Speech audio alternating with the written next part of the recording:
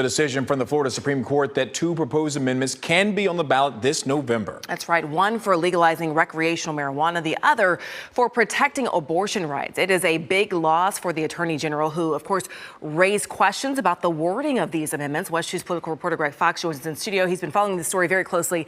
And the abortion ruling specifically was kind of a split decision, Greg. It was. And Summer, I think a lot of people were predicting that with the conservative court, with 5 justices having been appointed by Governor Ron DeSantis, that they would reject the abortion initiative and uphold the abortion ban.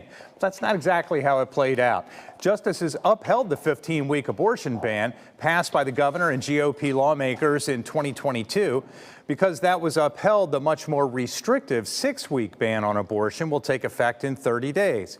Now the flip side. Justices rejected arguments by the Attorney General and decided the language was clear on the initiative to limit government interference with abortion. If 60% of voters approve in November, abortion rights will be enshrined in the state constitution. Reaction tonight from the head of that campaign and the House Speaker.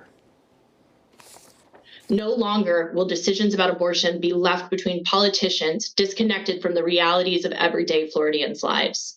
No longer will healthcare be treated as a wedge issue to divide us. This November, Floridians will get the chance to pass an initiative to remove politicians from private medical decisions around abortion. It is extreme in its scope. It is the product of really abortion rights activists who have crafted this and go well beyond where most Floridians will find themselves, including Floridians who would consider themselves pro-choice. Justices also gave thumbs up to putting a measure to legalize recreational marijuana on the ballot. This would be for adults 21 and up. This is an industry that will be taxed, unlike medical marijuana is today. Trulieve spent $40 million getting this on the ballot. And the CEO of that company, Kim Rivers, said, "We are thankful that the court has correctly ruled the ballot initiative and summary language meets the standards for single subject and clarity. We look forward to supporting this campaign as it heads to the ballot this fall." If voters approve abortion rights on the ballot, minors would still have to get permission from a parent or guardian to terminate a pregnancy. Stuart? Greg, thank you. When it comes to recreational marijuana, about half of the country already allows adults to use cannabis. Those states are highlighted on your screen. Ohio was the latest to join the list at the beginning of this year.